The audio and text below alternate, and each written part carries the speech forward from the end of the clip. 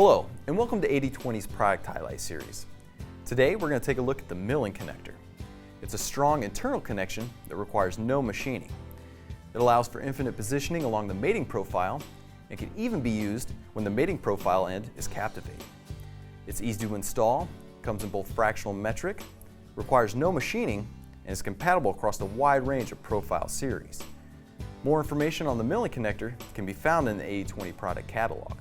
Now when it comes to installing the milling connector, it'll come with one set screw on one end and a bolt and a T-nut on the other.